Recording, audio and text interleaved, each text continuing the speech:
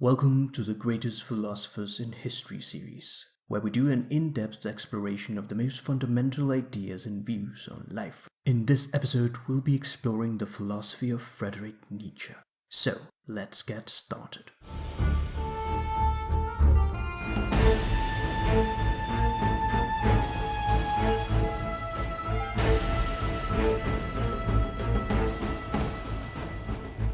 Friedrich Nietzsche was a German philosopher of the 19th century, one of the most revolutionary thinkers in Western philosophy and intellectual history. He was a cultural critic of his era, of traditional European morality and religious fundamentalism, especially of Christianity. Nietzsche's life was not an easy one.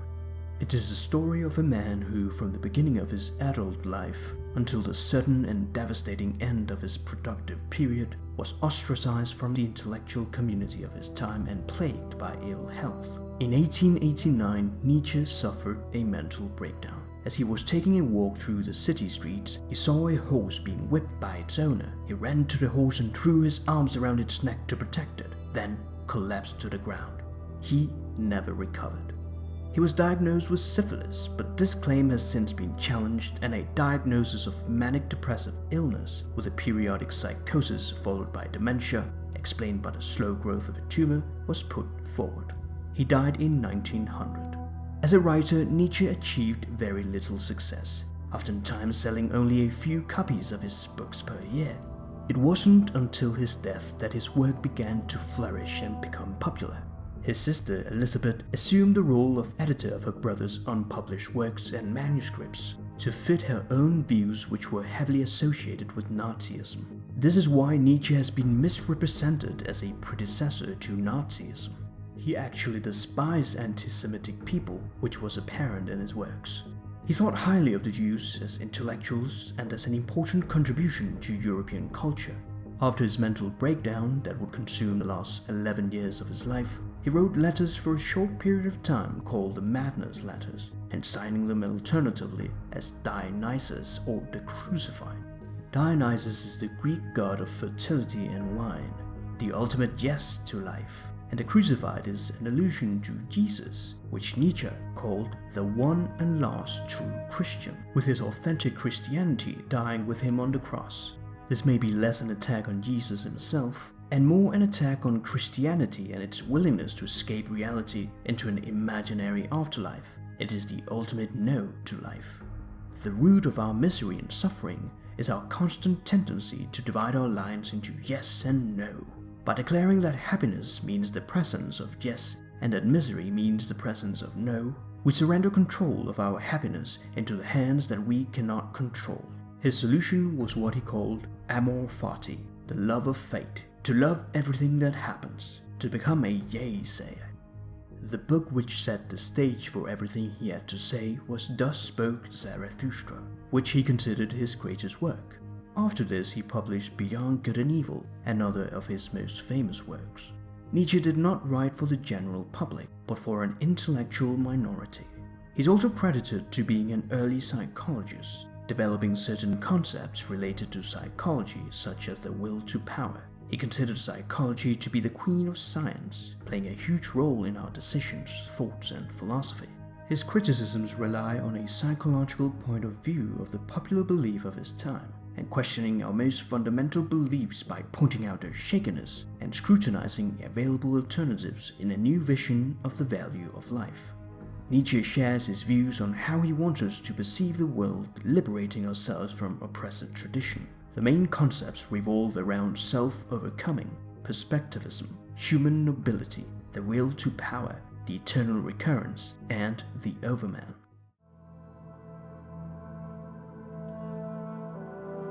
Nietzsche heavily emphasized the concept of Selbstüberwindung or self-overcoming. By this, he means the act of expressing strong emotions or using energy by doing an activity or creating something. We must face reality, and suffering is part of life. It is not to be eliminated, it is to be overcome, leading to growth. We make everything around us so easy, superficial, and bright, unable to face reality. Is this truly freedom? For Nietzsche, this is a simplified and falsified world. So, to delight in life itself, we must confront it at face value. Everything evil, terrible, and snake-like in humanity serves just as well as its opposite to enhance the species, humanity. We are to be grateful for even difficulties. It is clear that pain is an inevitable part of human existence. From birth till death, there is a 100% chance that we will suffer significantly painful experiences. But people run from the pain. They spend their life trying to be comfortable. Instead of running from it, Nietzsche would want us to face the hardship, as it is the only way we grow as people. What does not kill me makes me stronger. Imagine climbing up a mountain. There is struggle, pain, and hardship along the way, but it's only from the top of the mountain that you can see the most beautiful views life has to offer. And it is only the people who have the courage to climb that mountain that will ever get to see that view. He says, quote, "He who climbs upon the highest mountains laughs at all tragedies, real or imaginary."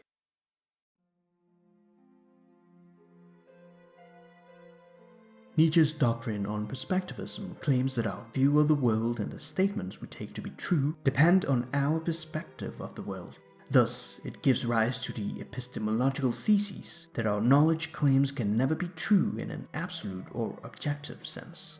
Perspectivism lays the foundations of Nietzsche's thought. Philosophy is subjective, and no philosophy is ultimate, but helps as a base to allow others to see the world differently.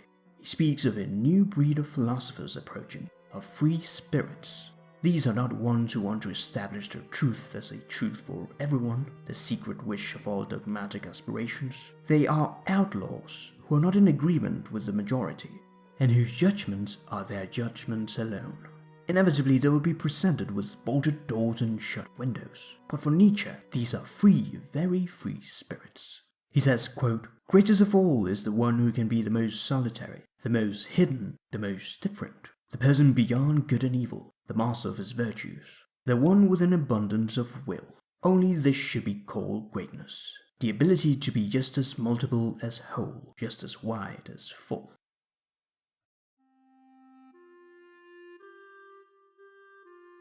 The idea of Vortenomheit or human nobility is not within knowledge per se. Knowledge is not something one can have like a detached thing that one possesses, but rather the knowing subject has to live his knowledge.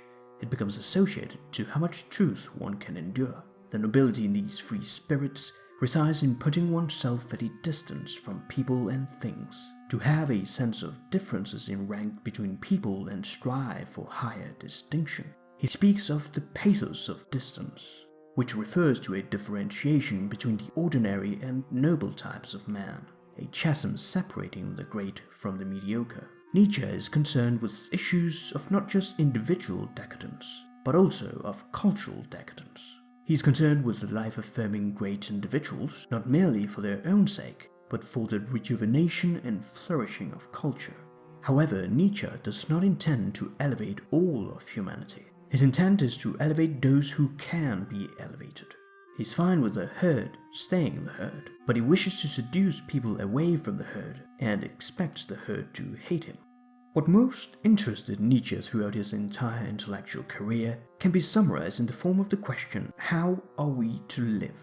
Or more poignantly, how are we to endure life? He conceives life as a chaotic process without any stability or direction, and that we have no reason to believe in such a thing as value of life, insofar as these terms imply the idea of an objective purpose of life. Human life is value-oriented in its very essence. Without adherence to some set of values or other, human life would be virtually impossible. So, if there are no values out there and we cannot live without values, then there must be some value-creating capacity within ourselves, which is responsible for the values we cherish and which organize our lives. The noble and brave types create values. He honors everything he sees in himself. This sort of morality is self-glorifying. A faith in yourself, a pride in yourself, and a fundamental hostility and irony with respect to selflessness belong to a noble morality. Nietzsche stated that the modern man would have to create his own values and morals in a world devoid of religion and belief, while avoiding the risk of falling into nihilism, the belief that life is meaningless, devoid of any value structure.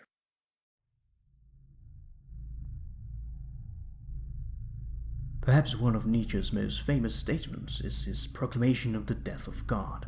God is dead, God remains dead, and we have killed him. How shall we comfort ourselves, the murderers of all murderers? What was holiest and mightiest of all that the world has yet owned has bled to death under our knives. Who will wipe this blood off us? What water is there for us to clean ourselves? What festivals of atonement, what sacred game shall we have to invent? Is not the greatness of this deed too great for us? Must we ourselves not become gods, simply to appear worthy of it? As you might tell, it doesn't sound very much like a celebratory statement. Although Nietzsche was concerned on ending all the values that had been compiled for millennia from all kinds of civilizations and that are rooted within society, he did believe it to be necessary and possible. He calls this process of transcending our existing values as a revaluation of all values, proposing that a revaluation of values that runs deeply enough can eventually lead the entire human race into a new pattern of life beyond the human, a figure which he calls the Overman, which we will get into later. By proclaiming the death of God, Nietzsche looked upon a historical event where God, who played a central role in most people's lives for many centuries, has now become one of many facets of some people's lives. There are still believers in churches, but God no longer defines the role of our world. It is for this reason that God is dead.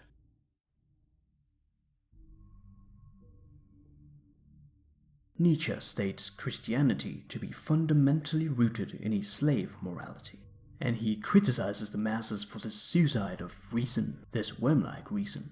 The slave morality resents the virtues of the powerful. However, Nietzsche perceives evil as something powerful and dangerous. It is felt to contain a certain awesome quality, a subtlety and strength that block any incipient contempt. According to the slave morality, then, evil inspires fear, but according to the master morality, it is good that wants to inspire fear. The sacrifice of all freedom, pride and self-confidence in the spirit leads to enslavement. The master morality does not intend to oppress others, but rather create new values and ways of life. A slave morality sees virtue from refraining to exercise one's power, and sees evil in doing so. He argues that Christianity is derived from subservience, obedience, and being a member of a flock. It is a way of hating life and wanting to escape life into a heavenly and eternal afterlife. However, the less our reality is dumbed down, sweetened up, and veiled over, the closer to the truth we are. For as long as there have been people, there have been a very large number of people who obey, compared to relatively few who command. Considering that humanity has been a breeding ground for the cultivation of obedience, the average person has a need to obey, a thou shalt. A herd instinct of obedience taken to extremes will signify that in the end there will be nobody with independence or the ability to command. A high independent spiritedness, a will to stand alone, even an excellent faculty of reason will be perceived as a threat. Everything that raises the individual over the herd and frightens the neighbor will henceforth be called evil. Thus, Nietzsche sees Christianity as something inferior to man, something to grow out of, away from and above. It is the deterioration of the human race. To twist every instinct of the highest type of man into uncertainty, self-destruction, and invert the whole of the earth into hatred against the earthly. The most disastrous form of arrogance, who have given way to a herd animal, a mediocre breed. In Beyond Good and Evil, Nietzsche explores why we need values at all, or more in line with his terminology, what is the value of values, and what is the right perspective on values. Ultimately, what gives life its meaning. Nietzsche explores why it is that people believe that their life has some sort of purpose, and are not nihilists. He believes that people cling to true world theories. Since we don't like this world, we create a more ideal one, from Plato's world of forms to religions such as Christianity and the eternal heaven, or Hinduism and the illusion of the individual self. To Nietzsche, these true world theories are human-invented realities. People use them to satisfy the unfortunate reality. This ties back with his views on Perspectivism. He also explores how values arise psychologically and discusses why values such as pity, fairness, and willingness to help each other have been cultivated in society. At the base of our most habitualized normative evaluations, what is considered good and evil in every sphere of human activity, if we scratch the surface, a mixture of appalling character traits emerge, ranging from weakness and fear to wishful thinking and self-betrayal, and all these find their symptomatic expression in the modern condition. And thus spoke Zarathustra. After ancient Persian prophet Zarathustra had been in the mountains in solitude for an entire decade, he states, "Behold, I am weary of my wisdom, like the bee that has gathered too much honey. I need hands outstretched to take it from me. I wish to spread it and bestow it, until the wise have once more become joyous in their folly, and the poor happy in their riches." And thus began his down-going. Nietzsche presents three stages in life for self-overcoming: the camel, the lion, and the child.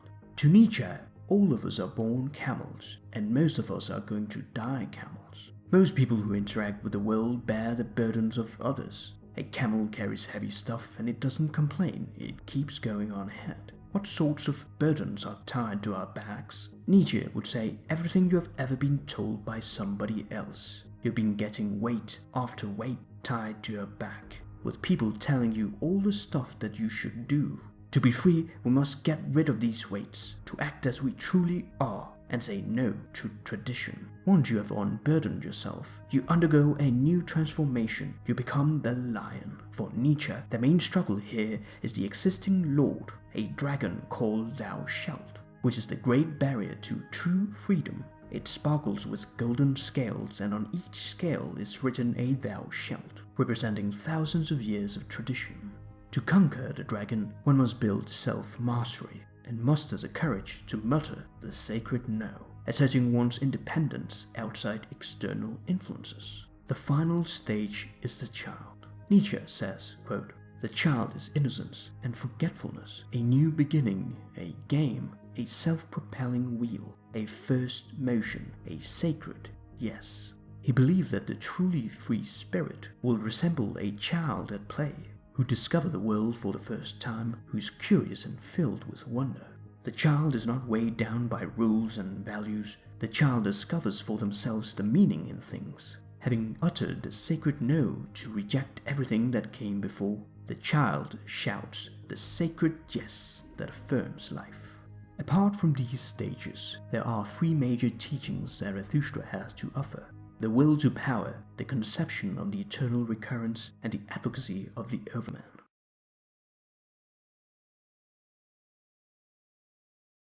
Nietzsche entertains the idea that the will to power is an integral part of reality.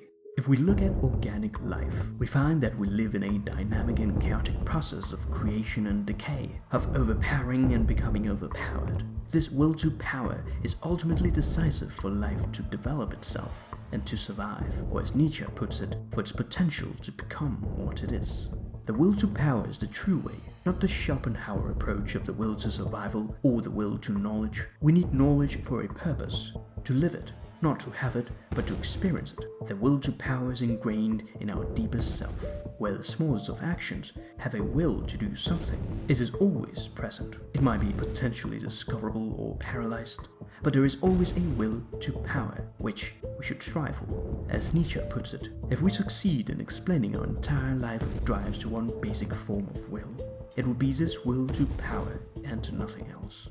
However, the most important concept of the will to power, and the one Nietzsche was most likely to emphasize, is that the will to power is becoming who you truly are. It is pure self-expression and self-overcoming, without being enslaved by things. In essence, it is the main drive force in humans. Nietzsche proposed finding a new set of value in this life, loving life and not just accepting the good, but also accepting that there is evil, suffering, pain and annihilation, and that the best afterlife we can experience is none other than another repetition of the life we just experienced. This is what is known as the Eternal Recurrence, the ideal of the most high-spirited and world-affirming individual, who has learned not just to accept and go along with what was and what is, but who wants it again just as it was, life after life.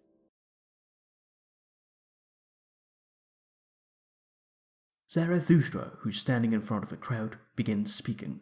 I teach you the Overman. Man is something that shall be overcome. What is the ape to man? A laughingstock or a painful embarrassment. And man shall be that to Overman, a laughingstock or painful embarrassment. You have made your way from worm to man, and much in you is still worm. Once you were apes, and even now, too, man is more ape than any ape. The Overman is the meaning of the earth. Man is a rope tied between beast and Overman, a rope over an abyss. What is great in man is that he is a bridge and not an end. The crowd look at him, and then they begin laughing.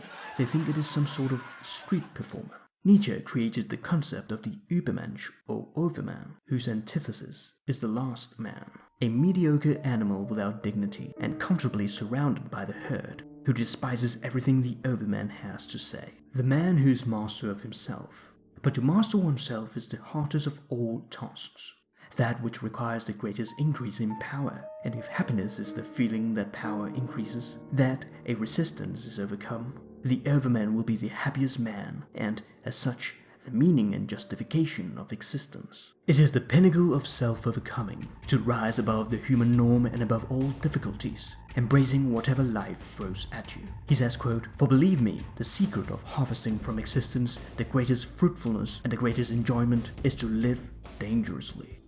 Nietzsche's extravagant style and eccentricity makes his work seem like a sort of mental tonic designed to encourage his readers to continue to confront their doubts about the well-roundedness of many of our most fundamental ideals about ourselves and our world. We conceive ourselves as subjects, trying to live a decent life, guided in our doings by aims that fit the normal expectations of our social and cultural environment. We believe certain things to be true beyond any doubt, and we hold others and ourselves to many moral obligations. For Nietzsche, to give life a meaning, it isn't something to be discovered, but rather to be created. The Overman is the truth that shall be. The Overman, the will to power, self-overcoming, to live dangerously. Amor, fati, the Eternal Recurrence, these are all signs by which Nietzsche found meaning in life. I know my fate. One day my name will be associated with the memory of something tremendous, a crisis without equal on earth, the most profound collision of conscience, a decision that was conjured up against everything that had been believed, demanded, hallowed so far. I am no man. I am dynamite.